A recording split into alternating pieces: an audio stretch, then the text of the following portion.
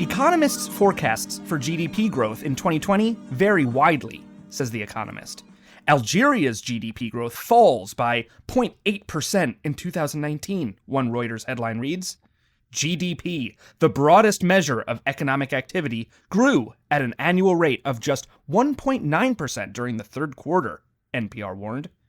Everywhere we turn for economic news, the gross domestic product, GDP, is held up as the key proxy for prosperity and sound fiscal policy. Since its codification as the gold standard for measuring prosperity at the Bretton Woods Conference in 1944 during the creation of the International Monetary Fund, the system that would more or less create the global North-dominated economic order as we know it today, the GDP has been the most popular metric used by American and British media when measuring a nation's prosperity. The GDP and its close cousin, the Gross National Product, GNP, have, of course, not been without its critics for decades, but prying it from its top position as the most important policy goal has been an impossible task. And despite many labor activists, environmentalists, and economists leveling critiques at its myopic capitalist ideology, the metric has remained central to how the media and lawmakers determine fiscal policy. But what is the GDP exactly? How did it become the go-to proxy for prosperity in Western media? What are its ideological inputs? And how did post-war notions of colonialism and extractivism help cement its place in our collective mindset? And what, more importantly, do activists argue we should replace it with? On this episode of Citations Needed, we will explore these questions and examine how centralizing gross domestic product, by its very design, obscures climate crisis, labor abuses, racism, drudgery, and a whole host of society's ills. Later on this episode, we'll be joined by friend of the show, Dr. Jason Hickel, economic anthropologist, author, and fellow of the Royal Society of Arts. He is the author most recently of The Divide, a brief guide to global inequality and its solutions. The richest 1% of the human population pocket 22% of total GDP, which is extraordinary. I mean, almost a quarter of the outputs of the global economy and all of the associated human and ecological damage goes into the pockets of the millionaires, of the very richest. If you think about it, like somehow we've all been persuaded to step on the accelerator of growth at extraordinary ecological cost during the middle of a crisis of ecological and climate breakdown, all to make rich people richer. So let's begin by talking about what GDP is. So we're going to start off doing a 10th grade rhetoric essay by saying, Webster's dictionary defines GDP. Generally speaking, the GDP is defined as the aggregate measure of production equal to the sum of the gross values added by all resident and institutional units engaged in production and services, plus any taxes, minus any subsidies or products not included in the value of their inputs. The IMF defines GDP as, quote, a measure of the monetary value of final goods and services that are bought by the final user produced in a country in a given period of time. Okay, so what does that actually mean, right? GDP, the gross domestic product, is the total market value of everything made and sold within the borders of a country, regardless of the nationality of who's earning the money from the sale. The related term, GNP, or gross national product, however, refers to the value of everything made and sold by a country's residents, regardless of where they live in the world. So, for instance, if someone living in Nebraska earns money from a foreign investment in France, that value would be included in the GNP, but not the GDP. While the value of goods produced by a French company that has a factory in Nebraska would be part of the GDP, but not the GNP. GDP is the sum of consumption, which is investment, government spending, and net exports. It is oftentimes you'll see adjusted for purchasing power, which is called GDP PPP, which is purchasing power parity, which basically, for lack of a better explanation, adjusts the relative value of currency so it's applicable across different countries. So GDP is something that you see in headlines all the time, and definitely right now during our current global crisis, global health and economic crisis, we see this all the time. For instance, back on March 21st, 2020, Forbes had the headline, COVID-19's worst case, 10.6% jobless rate, 1.5 trillion GDP drop. About a month later, on April 18th, the World Economic Forum noted, quote, the IMF sees GDP per capita shrinking across 170 nations due to the coronavirus pandemic, but the projection may actually be a more optimistic picture than reality produces. The IMF noted that even a short-lived outbreak would drag the world into a 3% GDP contraction. And then on April 20th, Marketplace reported what's going to happen to GDP. And they quoted Jay Bryson, acting economic economist at Wells Fargo, saying this, quote, we think you're looking at an annualized contraction of somewhere between 20 and 25%, end quote. Overall, the rise of the GDP as the gold standard happened without really a lot of debate or fanfare. Again, internally, there was conversations amongst economists. There has been for decades. I don't want to downplay that. There's been criticism from environmentalists. There's been criticism from labor activists, certainly from the global south, certainly from indigenous groups.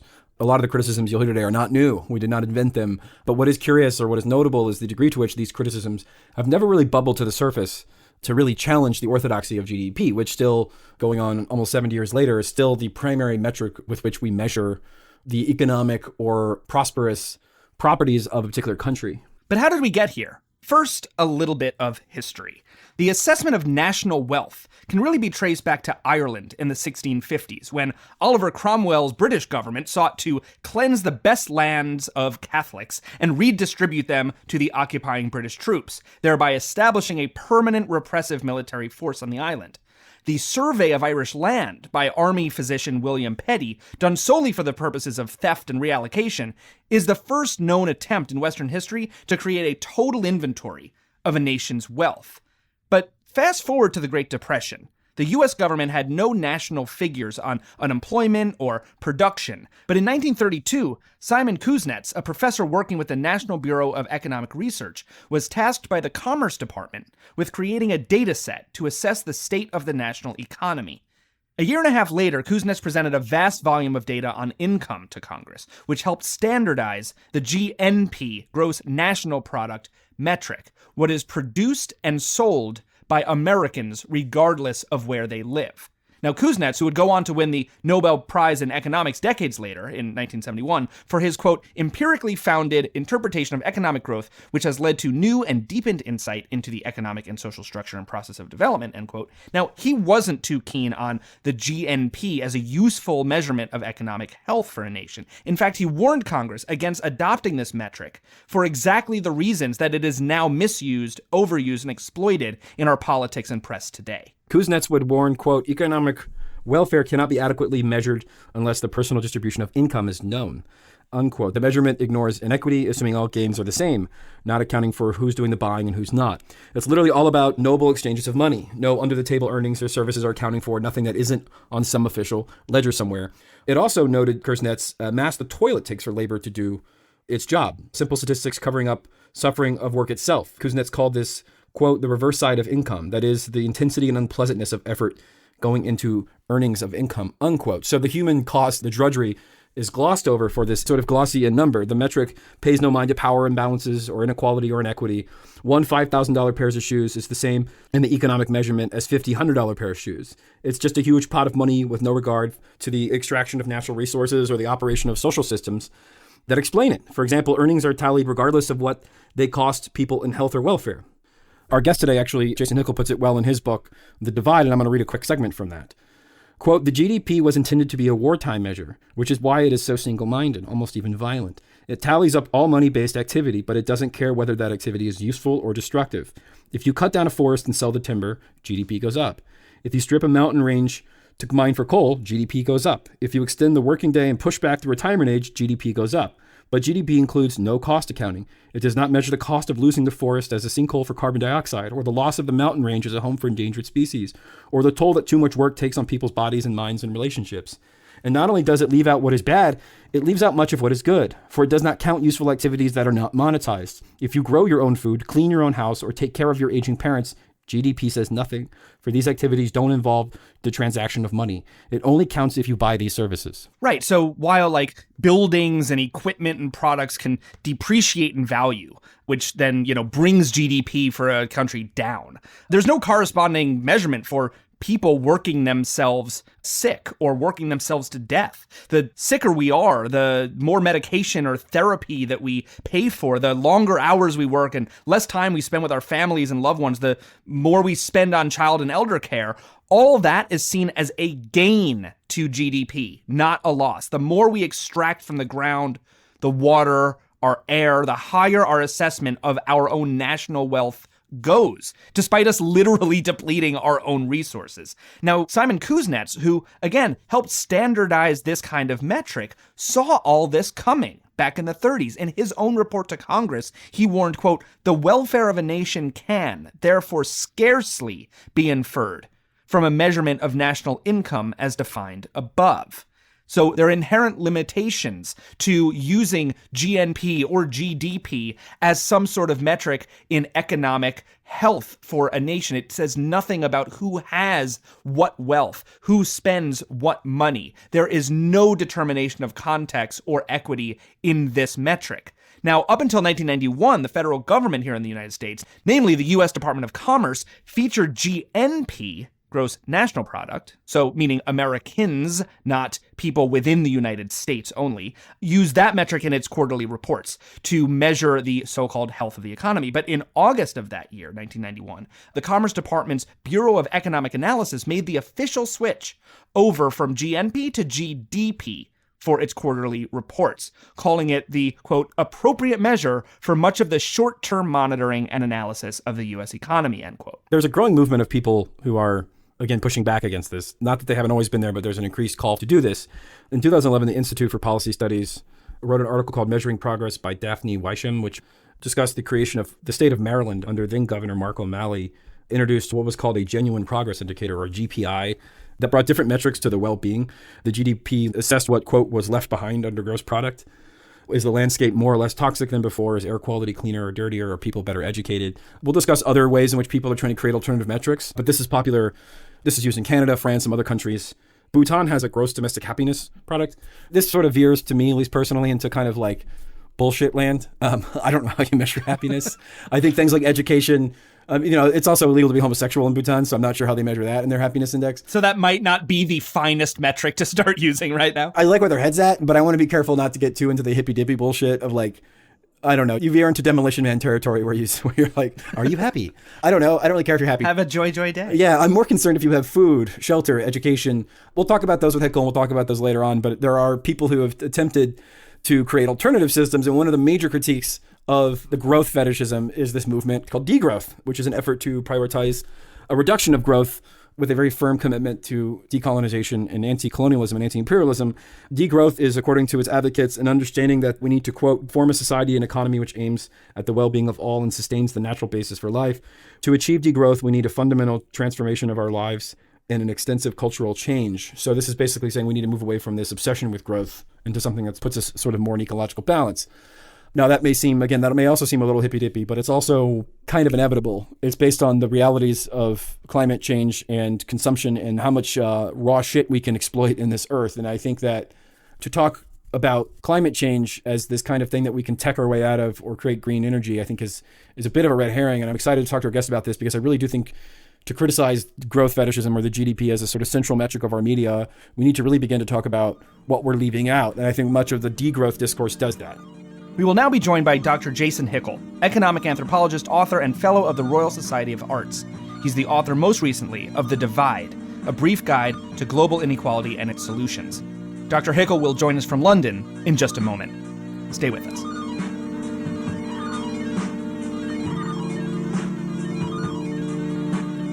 We are joined now by, and I think I can say this now, a friend of the show, Jason Hickel. Jason, thank you so much for joining us once again on Citations Needed. Hey, thanks for having me. So we spent the intro briefly talking about the origins of the gross domestic product, the GDP, as a kind of central axiom of post-World War II capitalism. I want to sort of lay out here, I want you to kind of give a quick explanation of how the GDP became this kind of wholly unquestioned, most important criteria for economic policy and human well-being, by extension, and what the centralizing of the GDP says about the ideological inputs in its creation and how those inputs inform every facet of global economic policy today. Well, so I think the first thing to understand here is that capitalism itself is intrinsically growthist or expansionary, right? It's one of the only intrinsically expansionary economic systems in world history. And so that pressure for expansion has always been there, whether or not you're measuring it, okay? Now, but it's only really in the 1930s that governments fully get on board with this idea of singling out a metric of expansion and beginning to pursue that. So that's quite a unique shift in the history of capitalism. And this starts in the 1930s during the Great Depression. It was initially a progressive project, and that's important to understand. Simon Kuznets, an economist, was drafted in, and the idea was to create a metric that would measure all of the economic activity in the economy so that they could manage to find a way out of the depression in terms of money supply and wages and so on. But Kuznets was careful to warn from the outset that ideally we should have a metric that emphasizes economic activity that contributes to human well-being and de-emphasizes that which does not, or which actively causes social harms, okay? But then something happens in the 1940s. We have World War II strikes, and the game begins to change because suddenly those concerns that Kuznets had about let's only measure what's useful for well-being go out the door as governments are scrambling to get a handle on the total amounts of monetary and productive capacity in the economy to fight the Nazis, basically, right? So for the war effort. And it's that more aggressive version of GDP that really gets enshrined as the main indicator of economic progress in the wake of the war. Okay, so during the Bretton Woods Conference in 1944, GDP is brought in as the main measure of economic health and progress and is spread around the world from there. And the Cold War actually played a really important role here, right? Because you had this kind of epic battle between, the West and the USSR, and GDP and GDP growth rates really came to adjudicate success in this battle in some key ideological respects, like what system can grow GDP the fastest. And so in some ways, GDP growth became kind of symbolically important during this time, but it also had real material benefits for each regime in the sense of the more they could grow their GDP, the more they could invest in military capacity and dominate the world, right? So that became crucial as well. But then it really gained steam around the rest of the world, beginning in the 1980s, with the imposition of structural adjustment programs around the global south by the World Bank and the IMF, where governments were made to abandon the focus on social spending and human welfare and economic sovereignty and so on, and focus, instead entirely on pursuing the conditions for GDP growth. And so from the 1980s onward, then our world is kind of locked into this ideological agenda, poor countries and rich countries alike pursuing growthism. And what's interesting about this is that it really does have this incredible hegemonic status because both political parties on the left and the right are focused single-mindedly on this objective of increasing the GDP. Of course, they bicker about how to distribute the yields of growth, but on the question of growth itself, there's no daylight between them, right? It's the one thing that political parties agree on regardless of their ideological side. And that's remarkable, that an indicator that effectively measures the welfare of capital and not the welfare of people has come to be a proxy, even on the left, for human progress.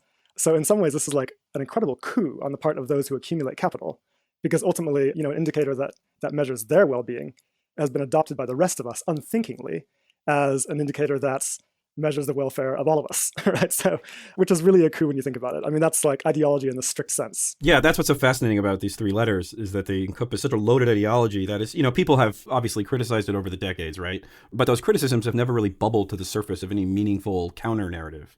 The ideological inputs go virtually unquestioned in any kind of popular context. Yes. Like you don't see presidential candidates criticizing it. You don't see the really corporate media criticizing it. It's just sort of taken for granted. Totally taken for granted, which is amazing. I mean, especially given like the piles of evidence we have against it now. I mean, there's a real scientific consensus building, and this has been around for almost 100 years now. I mean, ever since Kuznets originally launched his first measure of national accounts, he himself was careful to warn in the US Congress itself that we should never use this as a measure of human progress or human welfare or social progress or whatever it might be. I mean, it's just too dangerous. And they're like, but it really works for us, so we're going to do that. Yeah. And what's interesting is that even in terms of the historical evidence, there's literally no evidence of an automatic relationship between GDP growth and human welfare in any way that you measure it.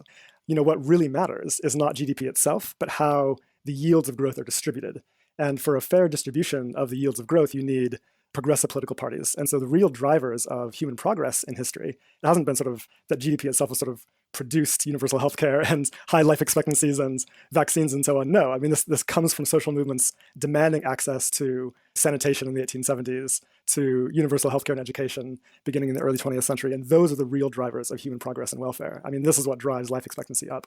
And so, yeah, it's a profound fallacy that somehow remarkably remains almost entirely unquestioned in the dominant culture. Mm-hmm. To some extent, that's beginning to change slowly. Since 2009, you have a number of major economists like Stiglitz and Amartya Sen and so on coming out saying we should probably stop using GDP as a primary measure. Let's think about supplementary measures we can use that are a bit more holistic, et cetera, et cetera. Right. I mean, but this is kind of like it's like a soft critique really of growth, but nonetheless an important one. And it does give you a sense for the evidence really is piling up against this indicator now. It really is time that we abandon it. Yeah, actually, to that point, you mentioned the kind of growing scientific consensus. And recently, more than 11,000 scientists signed onto a statement saying basically in part, quote, we need to shift from pursuing GDP growth and affluence towards sustaining ecosystems, improving human well-being, and reducing inequality, end quote. So to what extent do you think degrowth is now really starting to form that consensus? And if it's maybe doing that too slowly, what are maybe some of the objections to those who view degrowth as potentially destructive? And is that just because because growth is so kind of beaten into us already that it seems hard to provide a counter or a challenge to that at this point. Yeah. Well, I think there's actually two things going on here. One is the critique of GDP, and the other is degrowth. And these two things are actually different, although they proceed from some of the same initial concerns. Okay, so at this point, there's a very strong scientific consensus that there is no automatic correlation, causal relationship between GDP and human welfare, right? Especially for rich countries. We know that in rich nations, the relationship between these two breaks off entirely after a relatively low level of GDP. So you have countries like Portugal that have 66% less real GDP per capita than the US, and yet they have higher life expectancy, higher social indicators across the board, right? And so a huge amount of American output and all of the ecological damage and human damage associated with that is effectively wasted from the perspective of human welfare. That's extraordinary. Oh, good. It's going somewhere, though. I assume it's going to some guy's mansion somewhere. Yeah, exactly. Well, this is another crucial issue. Like, one of the reasons there is no relationship, right, is because so much of what we produce in the economy goes to rich people, where it doesn't benefit their actual well-being, and certainly not social well-being in any meaningful sense. The richest 1% of the human population pocket 22% of total GDP, which is extraordinary. I mean, almost a quarter of the outputs of the global economy and all of the associated human and ecological damage goes into the pockets of the millionaires, of the very richest. If you think about it, like, somehow we've all been persuaded to step on the accelerator of growth at extraordinary ecological cost during the middle of a crisis of ecological and climate breakdown, all to make rich people richer. In some ways, it kind of reminds me of what was happening in feudalism, if you think about it, right? Like we know that feudalism was an ecological disaster in a lot of crucial respects. And one of the reasons for that was that feudal lords put peasants under pressure to extract much more from the land and from the forests and the pastures than they actually needed for their own subsistence, because they had to pay it in tribute to the lords. And we effectively have the same system in place today, where we're basically plundering the earth, all to pay tribute to a global elite, way beyond what anybody actually needs in terms of sustenance and human welfare and flourishing itself. Yeah, I think one of those things that we hear all the time is like, oh, but if you really like raise taxes on the most wealthy, then, you know, you're stifling innovation and success and yada, yada, yada. But like a multi-billionaire who loses 99% of their wealth will still have more money than they could ever actually spend. You're not going to amass an armada of like 16,000 yachts and somehow like that, like there's like a vanishing point of utility to having this kind of wealth. So I think it just speaks to just the amassing of so much wealth that literally is not even being used. Not that that would be okay if somehow they were using it on sense, but like really there is no, like this is going nowhere. Well, I mean, Egyptian pharaohs used to bury themselves with all the treasure. So yeah, exactly. I mean, who cares? It's amazing because it's just profoundly irrational. And what's amazing about capitalism is that it sells us this idea that it is rational and efficient at distributing resources and income. But the fact is that it's actually deeply irrational and inefficient when it comes to distributing resources and income. And the existing ecological crisis is an example of a profound market failure in that respect. I was doing these calculations recently where I calculated that simply taking a third of the income of the richest 1% would be enough to raise everyone in the world in the global south above a high poverty line of $7.40 a day, eradicating poverty forever. And a small fraction in addition to that would be enough to provide high quality universal public health care for everyone in the world. And you would still leave the richest 1% with more than 130,000 US dollars per person on average in annual income, more than anyone could ever reasonably need. That's extraordinary. I mean, when you start thinking about the scale of the excess that they have. But of course, their wealth is driven by precarity and poverty. So it's this weird thing where if you raise their standard of living, they wouldn't need to keep creating their widgets for them. It's probably why they want to keep them all poor. The question I have is that when we're confronting climate change, which obviously is the sort of elephant in the room here, climate crisis, as well as, of course, the ecological disaster you speak about, and you talk about this in your new book, which we will promote later, which is that there's the parallels between this and I think the coronavirus pandemic. They're not obviously one-to-one, but there are many similar parallels, which is that you see this tension between Wall Street and the Trump regime versus scientists who are like, no, like these are just facts. And I don't want to fetishize science too much, but generally speaking, they're like, no, this is scientists from China, Iran, United States, Europe, Africa. They'll all say, yeah, this is like what it is. Like there's nothing, you can't really negotiate with the virus. It's what it is, right? And obviously there's debates about the degree of the severity of climate crisis, but obviously 100% of scientists are like, no, this is a thing that exists. And yet we keep negotiating with this inevitability, similar to the way Trump keeps negotiating with this virus, as if like saying we're going to open up the economy is just going to like make it so, like as if the virus is ISIS. And I guess my question is, to what extent do you see parallels in terms of, you're saying, okay, here's what the science says, here's just a matter of fact, and again, we can debate the nuances, but the general endpoint is that The current rate of growth is just not sustainable. And it's not only not sustainable, it's going to kill us if we don't radically change it very soon. And this is becoming, I think it's fair to say, emerging consensus around climate crisis. To what extent do you think that this kind of soft denialism, this, oh, well, we can't afford it, or the Green New Deal is too expensive, or we have to sort of worry about how it's going to affect markets, to what extent is this just fucking delusion? This is the same thing as Trump saying he's going to open up the economy on Easter. I mean, it's amazing. It really shows kind of the power of growthist ideology, I think. And to me, it kind of reminds me of what was happening during like the Copernican revolution. Okay, so you had these medieval astronomers who for a long time insisted that the Earth is the center of the universe. And because of that assumption, then they have to somehow explain the bizarre things they're observing in the sky, which is that the planets move in really strange ways that don't seem rational, right? And so they have to come up with these outlandish theories to somehow make their prior assumption make any sense at all. And then once they realized that the sun was the center of the solar system and the Earth was just a planet, then suddenly everything else made a lot more sense. Like all of their mathematical problems became just much easier to solve. And I think that's basically, it's the same issue that we're facing right now, which is that once we accept that we don't actually need more growth, that we can build an economy that delivers high levels of human flourishing and improve people's lives and advance human progress without growth, then suddenly it becomes easier to accomplish all of our ecological goals, right?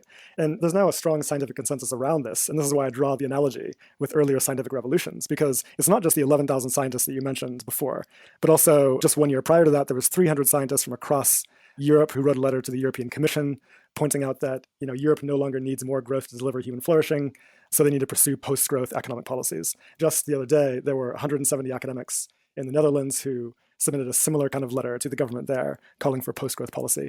But perhaps most importantly is the IPCC itself, right? So the UN's Intergovernmental Panel on Climate Change.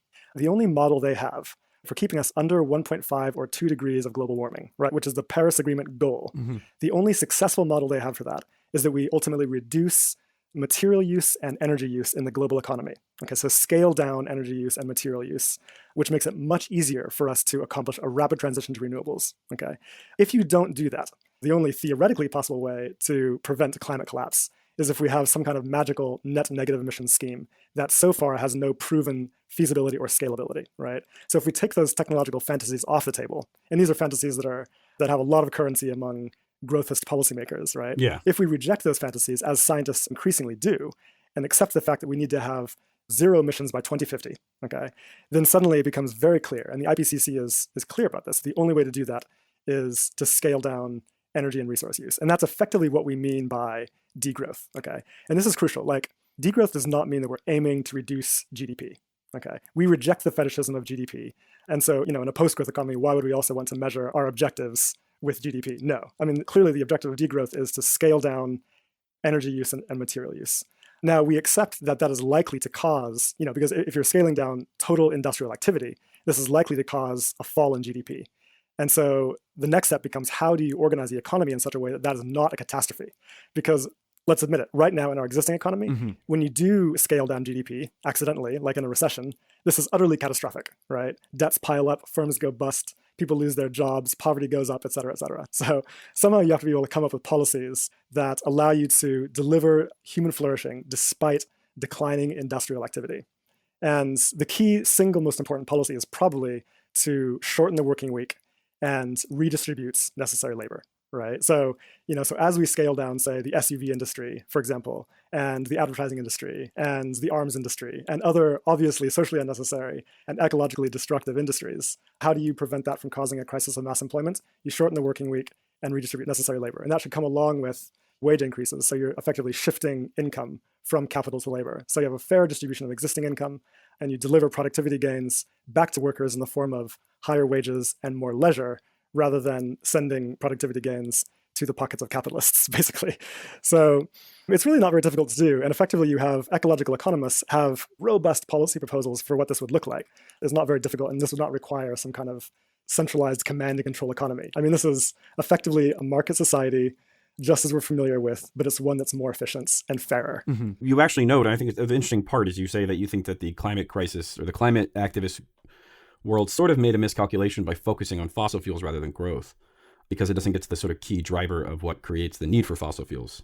I want you to talk about that for a second, 'cause I'm sort of fascinated by that line. It makes sense, but I want you to sort of expand on it a little bit, if you don't mind. Oh, yeah, sure. Yeah. I mean, look, I think one of the problems with the dominance, sort of mainstream narrative about climate action is that all we need to do is switch to renewable energies and everything is going to be fine. We can kind of carry on with business as usual in terms of the global economy.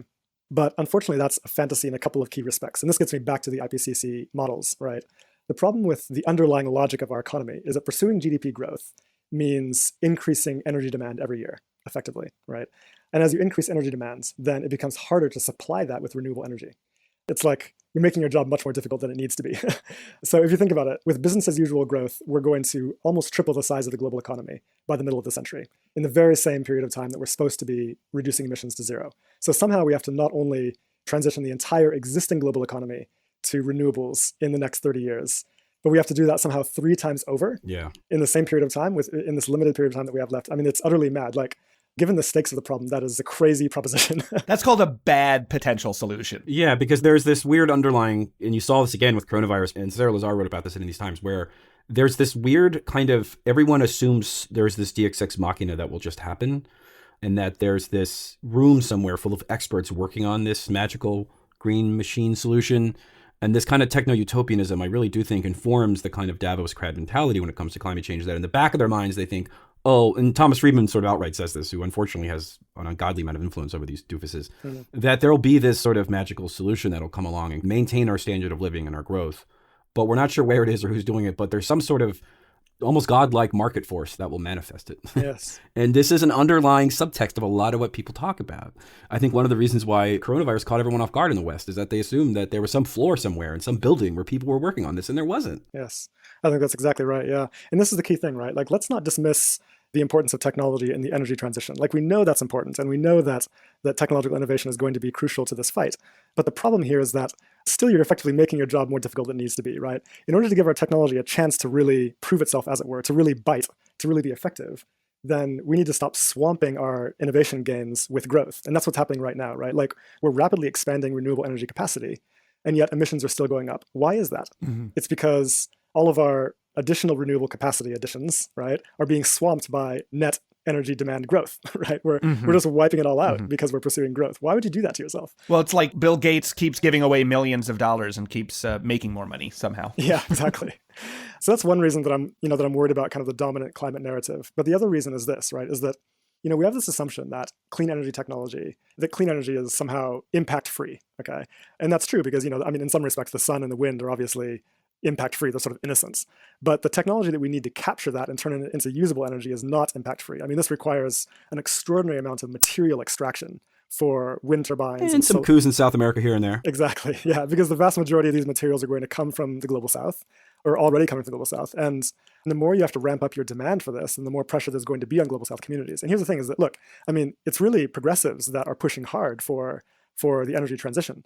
But in order for this to be consistently progressive in its values, we have to accept that we want those supply chains to be just and ecological.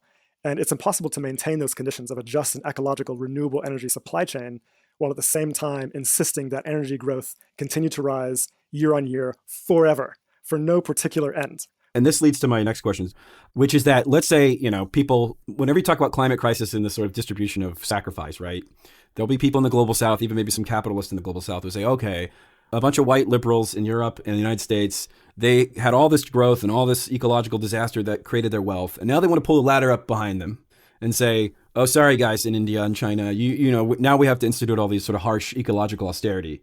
And you write about this a lot, that this has to be decolonial, anti-colonial. It cannot be pulling up the ladder. Say, for example, China, right? In 1993, China had, according to the World Bank data, 750 million people living below $1.10 a day. And now it has, only a few million, right? For better or for worse, lifted hundreds of millions of people out of poverty. Now, that was largely at the expense of some ecological disaster. So what do you say, and you see this a lot with even Venezuela, people say, oh, they don't diversify their resources. They're just an oil, they just have oil energy. Well, it's like, yeah, well, they're poor. Like, what do you want them to do? There's this kind of, you can kind of veer into sort of environmental patronizing of the global south. So how do you calibrate that? What do you say to people who say, now that you've had your lunch, you don't want anyone else to have it? Yeah, no, I think equity and justice have to be absolutely the core of this, right? And so if you look at the way that ecological impact breaks down in terms of per capita consumption in nations, then what you see is that the vast majority, in fact, virtually all of our ecological crisis is being driven by excess consumption in high-income nations, right? So there's actually one indicator we use for this, and it's called material footprint, which basically it tallies up all of the material stuff that an economy churns through every year, okay? And what we see is that if everyone in the world consumed at the level of the average person in the global south, then we would have no ecological crisis right now, right? If everyone consumed at the level of high income nations, then we would be 4 times over the safe ecological boundary for material consumption. Mm-hmm. And so, it's abundantly clear that high income nations are the principal drivers of this ecological crisis. And they're the ones that degrowth scientists are calling for to scale down their material and energy use. Okay. Now, lots of poorer nations, especially low income nations, actually effectively underconsume energy and materials. Like they have to actually increase their consumption. They've got to be permitted effectively to increase their consumption of energy and materials to improve human well-being. Okay, so it's got to be a kind of balancing acts between growth that is going to be necessary in poor nations and degrowth for high-income nations where additional GDP actually doesn't contribute to well-being at all. That's the crucial note you have to strike, I think. In your mind, what's the accountability mechanism for that? To the extent that ecological economists have detailed proposals worked out for what a degrowth or post-growth economy could look like, that's easy enough. The political question becomes much more difficult. Like, how do you organize the accountability process for this kind of thing? And that's, I don't really have an answer for that. Because a lot of the Green New Deal kind of veers into sort of nationalists. The Green New Deal is this sort of lofty thing, but it has no account for decolonialization or reparations to the global south. And so it's like it takes on this kind of weird national socialist flavor, not to call it Nazism necessarily, but a sort of, I mean that in a literal sense, a sort of socialism, but a very limited jingoist socialism. No, I think that's absolutely right. Yeah. So there are a few Green New Deal proposals that I think really avoid this nicely. One is the Green New Deal for Europe proposal, which was put together by DiEM25, which is the political party that's being run by Yanis Varoufakis, right, in Europe. That is an amazing document because it's ecologically coherent. It calls for post-growth principles, and it is organized around the principle of global justice. Okay, so it really considers this very holistic view of the transition. There's also an effort underway right now being led by Naomi Klein and others and allies to build a kind of global people's Green New Deal, which would do something very similar, would take account of the principles of ecological justice and make that really, central to it. I think that this has to be central to the way that we consider this transition. Interestingly, this was also at the center of Bernie Sanders' plan for the Green New Deal, and it's a real pity that that's no longer really on the table, but hopefully somebody will pick it up. But no, that has to be really, really core to this. And here's the thing is that in some ways, I regard degrowth in the global north as fundamentally decolonial in character, because we have to be aware that 50% of the total material stuff and energy that the global north consumes actually comes from the global south with significant social and ecological costs. And so the more you can scale that back, the more you can effectively release global south communities from the pressure of what is effectively a form of colonization and has always been for the past 500 years. I mean, the north has always relied on extraction of labor and materials from the south. And that's true today, just as it was in the 16th century. And so some kind of degrowth proposal must also be a kind of like effectively decolonial. Now, people will immediately ask, okay, if global south economies rely on selling their resources to the global north, then aren't you going to make them poorer in the process?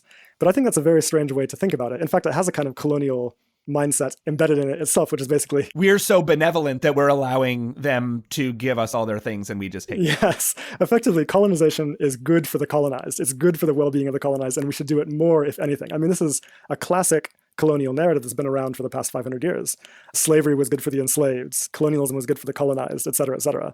It's a completely backwards way of thinking about it. And in fact, in the immediate post-colonial era, in the 50s and 60s and 70s, global south nations were effectively building their own economies in a kind of self-sufficient sovereign sense as much as possible.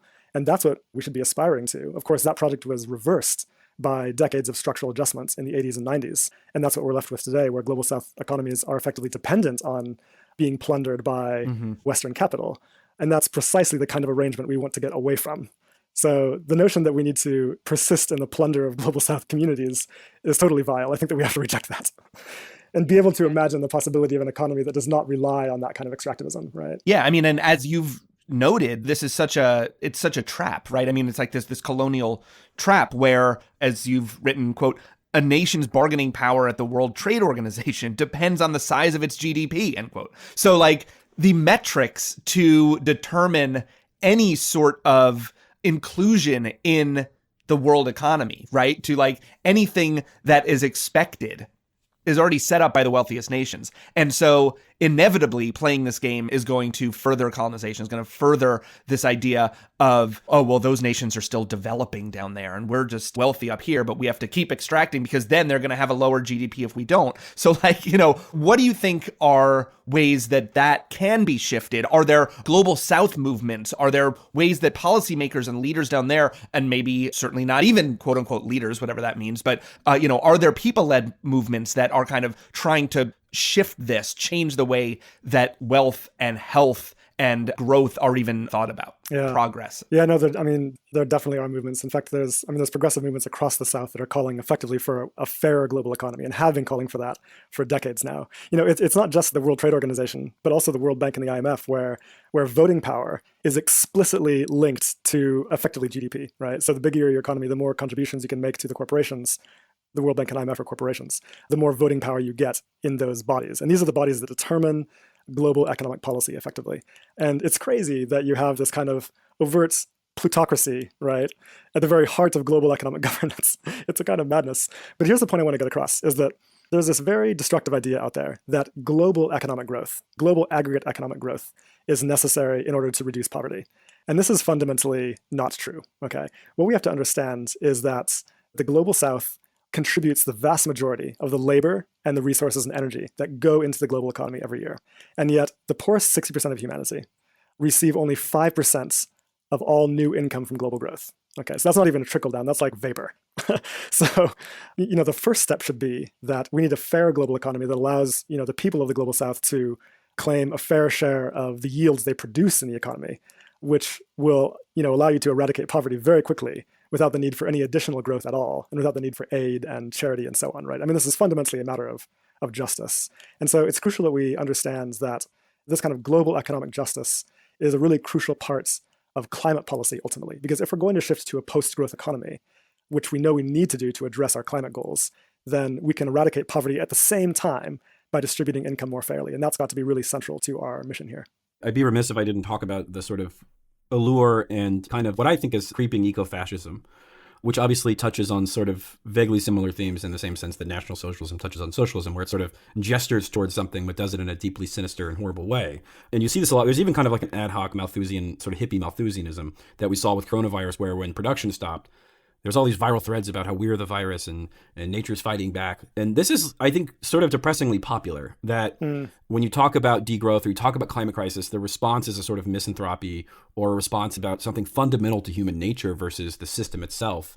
What do you say to that? What do you say to people who are listening who maybe flirt with those themes or are attracted to the kind of eco-fascist response to climate change? And what are people in your space and climate crisis activist spaces, what are they doing to kind of push back against that and explain that the problem is not some intrinsic current of humanity, but is in fact a system itself? Yes, yeah. Yeah, no, I think those narratives are really horrible. And I feel so depressed every time I see them circulating online. They're horrible, but they're also just absolutely wrong, right? Like, humanity is not the virus, okay? Capital is the virus here. And again, I think that this is actually true in a kind of a very clear sense, which is that capital is programmed to replicate itself, to turn everything it touches into more capital, which is exactly what a virus actually does, right? It colonizes a host and then forces the host to produce more of itself. And that's, you couldn't get a better analogy for capital. So it's not humans that are the problem here. It's an expansionary economic system that is organized around appropriation and plunder and inequality, okay? Now, there's a big faction of people out there that if you ever get up and give a talk about ecological crisis, then immediately someone's going to put up their hands in the question and answer and say something about, isn't this ultimately about population, like overpopulation? This always comes up. And the thing is, like, of course, population contributes to ecological impacts, but that is by far not the important driver here, okay?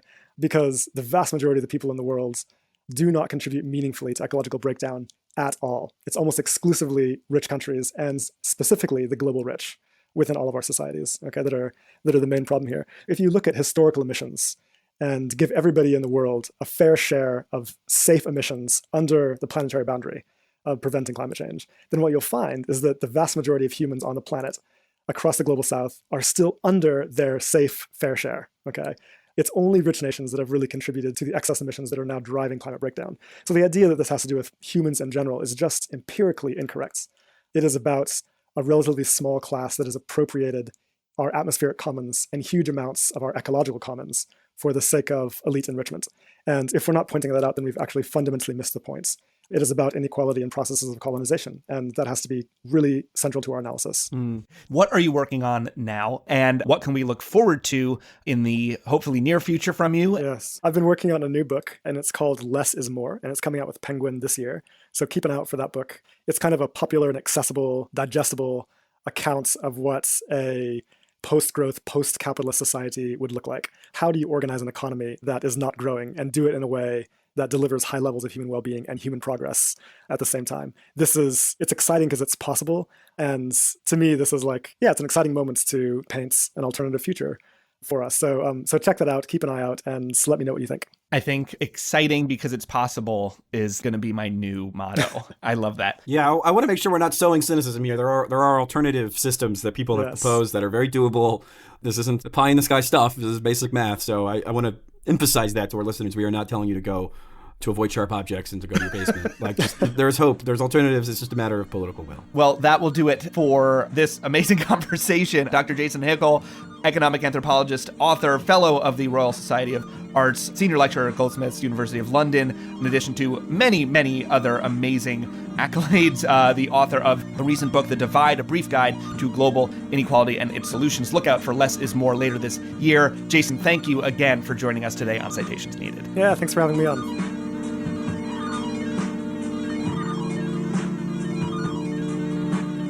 Yeah, it's always great to talk to Jason on the show. He has certainly reached a friend of the show status. Every time he's on, I feel like my brain starts to expand to the point of exploding.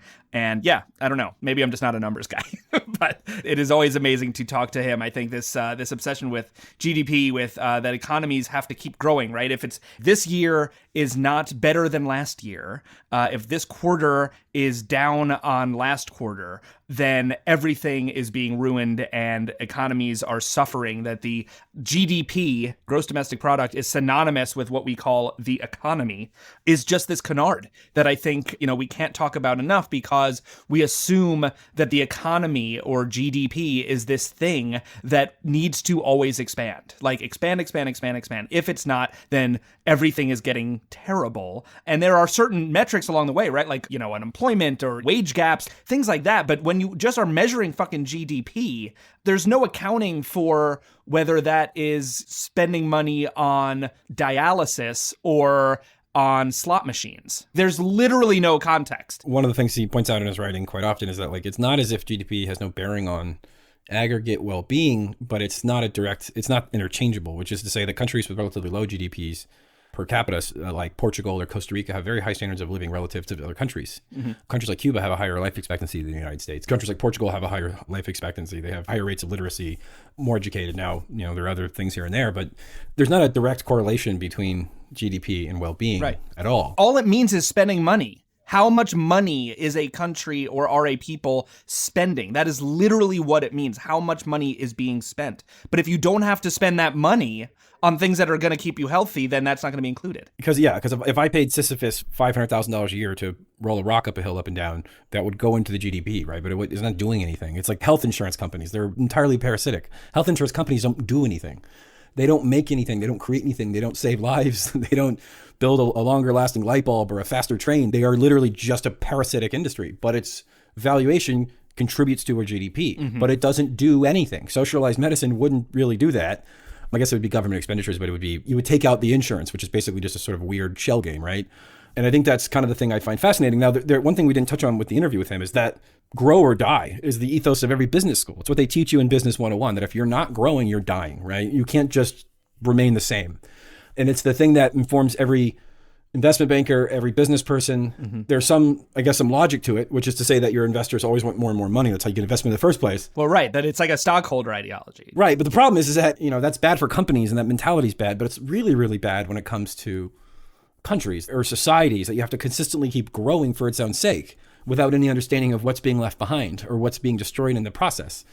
And I think that, again, you don't want to sound Captain Planet about this, but there's a cost to these things. This infinite growth mentality, this kind of sky's the limit 1990s Thomas Friedman mentality that we can just sort of keep growing and become infinitely wealthy, has A, borne out to not be true, and B, comes at a tremendous cost. And that bill will, unlike the deficit, which is a fake bill that will come, the bill for climate crisis and the destruction of ecosystems, that'll come due. Yeah. And that will have to be paid at some point if we don't pump the brakes on this. And so to me, the most important question is the waterfall of responsibility, which is who begins to sacrifice first. And it's very important. It's essential that we make it the global north and not do what we always do, which is do what we do with budget, with deficits and debt discourse, where we sort of blame poor people or blame the global south and say, you need to stop having children or you need to stop consuming.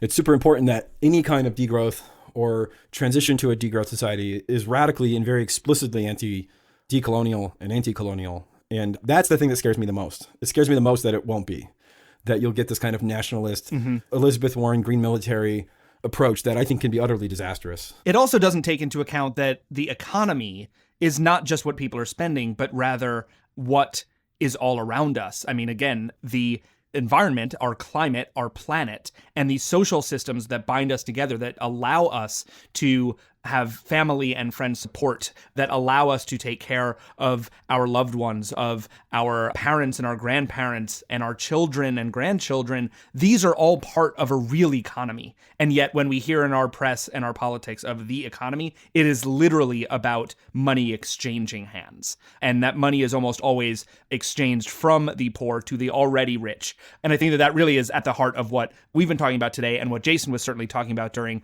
our discussion about changing that dynamic, changing what the definition of an economy really is, will get us much more solidly on the path against this grow or die and much more toward a degrowth mentality where maybe not only can we survive, but there may be just a little more justice. Before we go, a quick note. On a recent news brief about the 10 worst COVID-19 takes, I mentioned an oft-repeated stat that, quote, just 100 companies are responsible for 71% of global emissions, end quote. Now this, according to the Carbon Majors report by the organizations CDP and the Climate Accountability Institute. The stat, albeit widely reported that way in the press, is deceiving in its media shorthand. And thanks to Citations needed listener Spencer Roberts for keeping us honest on this, this is an official correction. So here's the deal. The frequently referenced Carbon Majors report doesn't actually assess global, meaning all emissions, but rather only emissions by fossil fuel producers. Now, their impact is expectedly massive. These emissions, according to the World Resources Institute, account for roughly 74% of all global greenhouse gas emissions. Other major contributors to the global total are agriculture and forestry industries, for example.